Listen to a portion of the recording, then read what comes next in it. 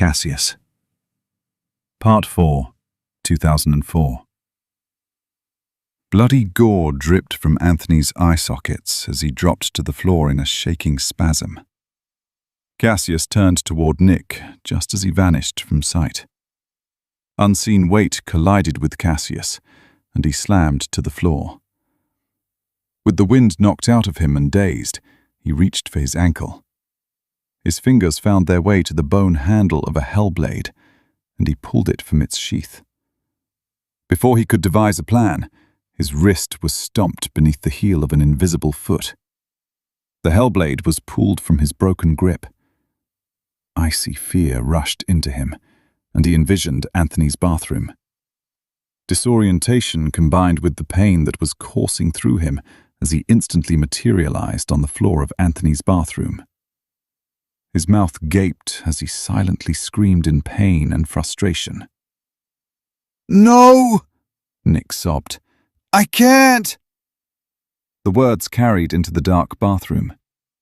Cassius gently cradled his aching wrist as he slowly stood. Barely audible words crept around the corner and to his ears. A flood of thoughts threatened to drown his focus. A cry of agony ripped through the apartment, followed by sorrowful moaning.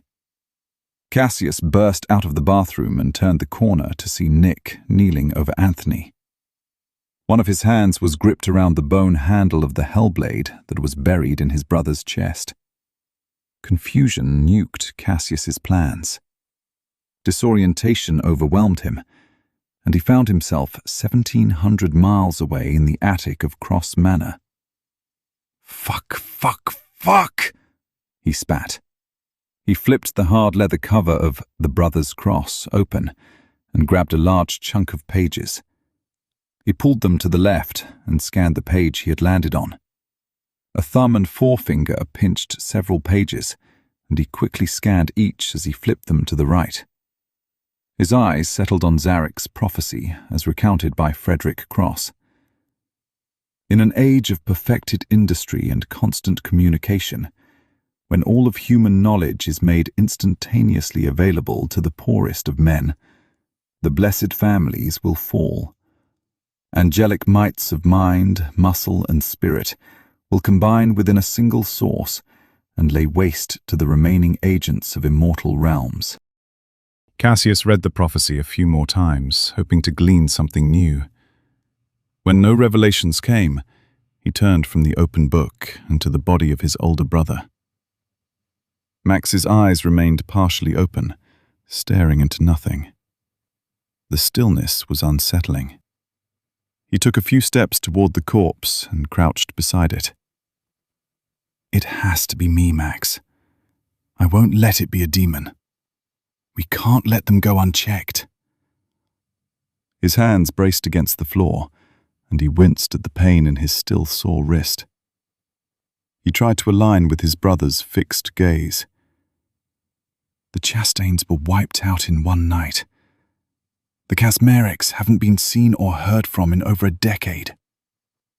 Nate Tillinghast is the last of his line, and childless."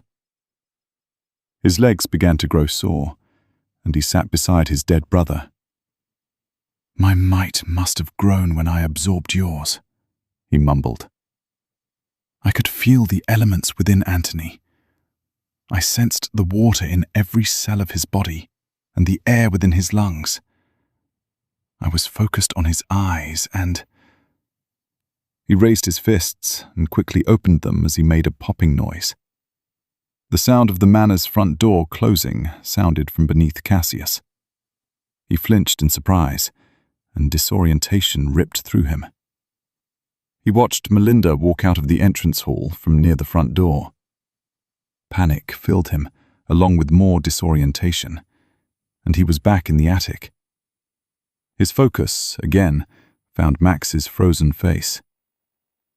"I should have killed Nick before Anthony got there," he muttered. A childish squeal of joy echoed from somewhere beneath him, followed by Melinda calling after Alexander. Lively words crept from below. Max's face remained still.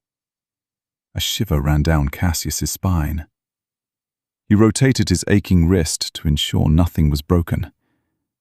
He concentrated on Anthony's bathroom again and mentally prepared for disorientation.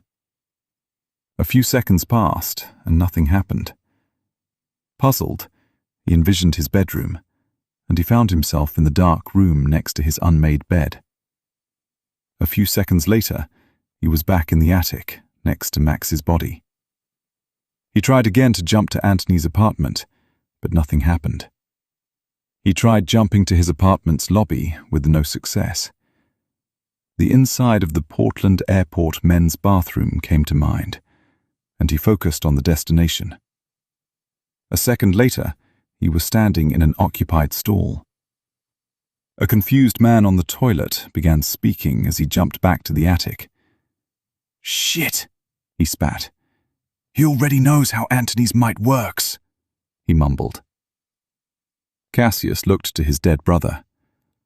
A bit of nagging guilt began to tug at him. No, I'm right. The crosses are the only ones left. Perfected industry, constant communication, the internet for fuck's sake, cell phones, mass manufacturing. I'm the only one who can do it. He turned toward the attic's desk and loomed over the brother's cross with the intent of rereading the prophecy. But as his eyes fell upon where he remembered it was written, he realized the book was no longer open to the right page. His eyes turned to slits in confusion, and he read, "My brother's 3 sons grow into their mights with notable fluidity. The eldest has aligned with muscle.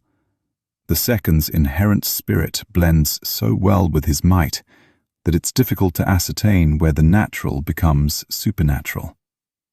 And the third has the brain and might to match. In my own household, I see echoes of other generations that sing in chorus with his. My eldest, given to study, has been gifted with the might of mind, while the other, still too young for an angel's blessing, seems geared toward sport. And it seems one day the might of muscle. Is it inevitable that my third son will be tilted by heaven toward great spirit?" Part 5, 2024. The heavy air of the natatorium smelled of chlorine. Cassius watched as the swimmers exploded forward and down into the water. Each young man fiercely fought to propel himself as fast as possible to the other end of the pool. Cassius's lips parted in silent awe, as Michael was the first to reach their destination. He effortlessly flipped himself around and launched back. Cassius pulled the brim of his hat down as he felt himself rise to his feet. Michael's strokes tightened, and his head barely turned to breathe. The instant his hands slammed against the finishing line, Cassius erupted with pride. Every eye in the grandstand and around the pool flicked toward the raw outburst of emotion, before returning to the waning action within the water. Cassius adjusted his hat with both hands and quickly sat down. Humidity pressed against his reddened face. He shrugged at a scowling woman and watched as Michael, his teammates, and his coach briefly celebrated, before disappearing into a cream-colored concrete block hallway. He pulled out his cell phone and began spreading the news of his youngest nephew's impressive performance. Several minutes passed as he responded to a few people, checked his social media, and looked for a small congratulatory gift for Michael. He glanced at the time and then around the now empty natatorium. A janitor's cart had appeared not far from the benches that lined one side of the now calm water. Cassius perked up. Steam gushed from the pool and began filling the large room. The still and heavy air began moving in a circular direction. The steam was pulled into the current, and everything within the natatorium was ensconced in a grey filter. Cassius scanned the area and spotted a clear, human-shaped void within the steam. Disorientation filled him as he vanished from his place on the grandstand to where he had been looking.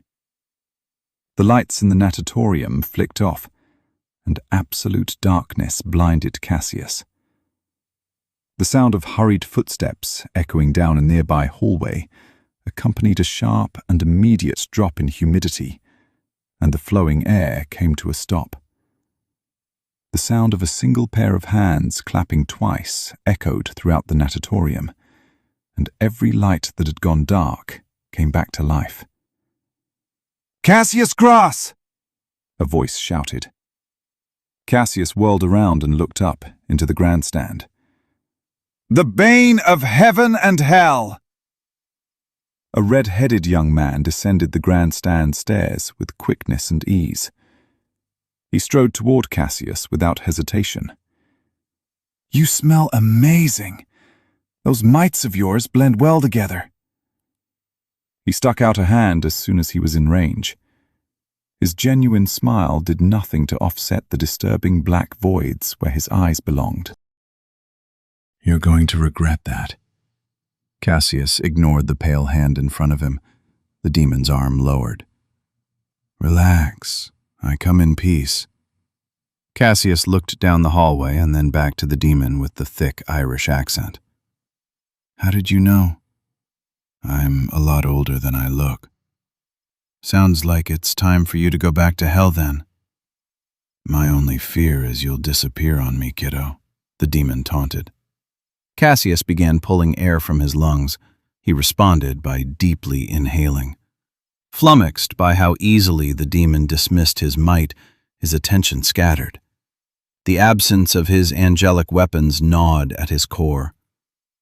I'll find him, and then I'll lay waste to all of you, Cassius replied. Do you know why your nephews haven't come into their angelic mights? Cassius shifted his stance and folded his arms. It's not the angels. They left you, maybe, but not them. Your target is protecting them from you. Cassius's face fractured, and his eyes briefly found refuge from the two black holes that were staring into him. Imagine the misery you've wrought, the harm done by those they could have stopped. And don't be forgetting Maximus and Anthony, cut down in their prime. Fuck you, demon. I came here for them, found them, and all three are dark. Not a bit of light in the eyes, not a scrap of might to take. I guess you're not the one then. Never was going to be a demon. Doesn't look like it, he responded. Cassius's eyebrows briefly arched in surprise. It's lucky for you. The demon pulled a hellblade partially out from its place on his waist. I would love to taste those mites of yours. But if I indulge myself, one silenced threat is gone, and three are loosed. You're not going to be able to protect him from me forever, Cassius said.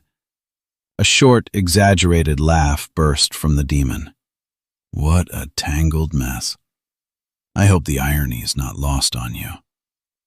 You're first on my list as soon as I find him, Cassius said. Careful now. I could take him out myself, if only out of spite.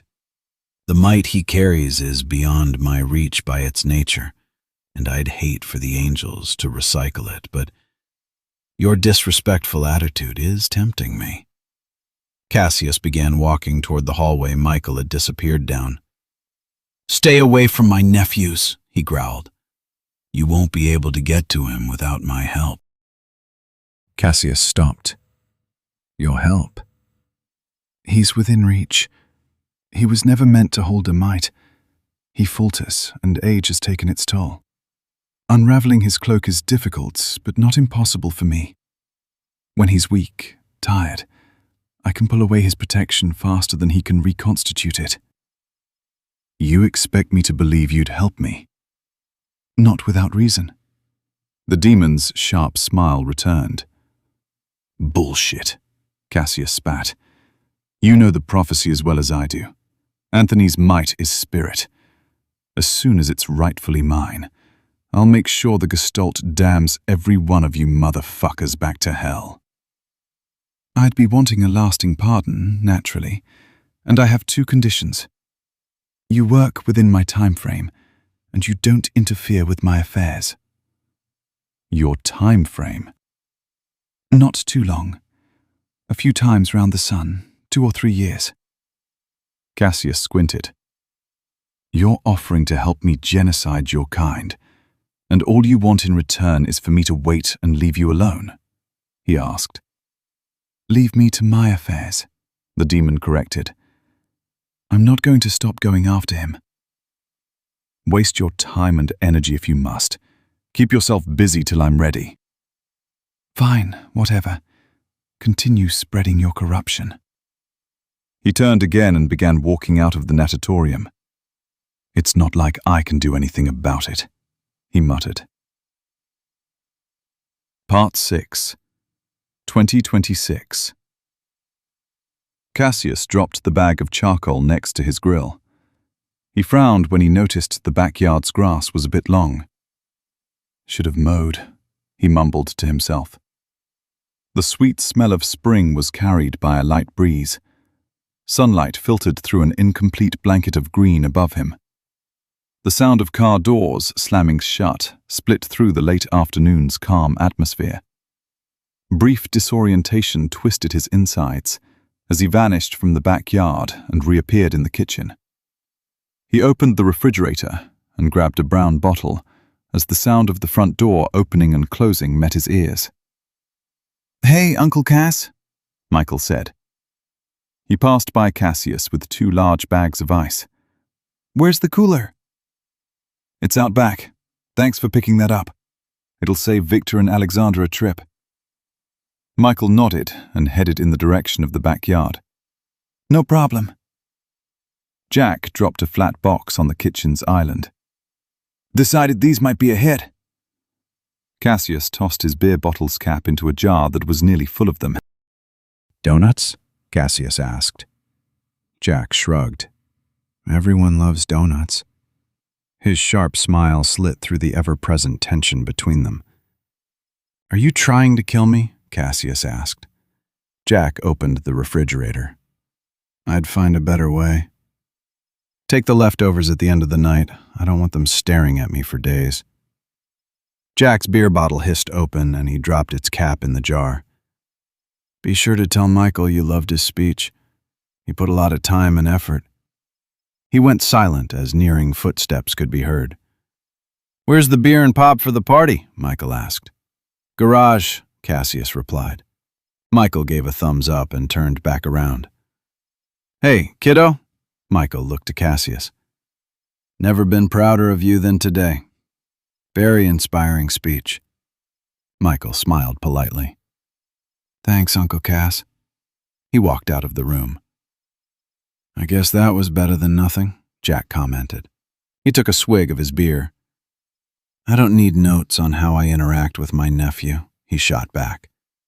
Jack's sharp smile returned and he tilted his head. The black voids where his eyes belonged pulled Cassius's attention to them.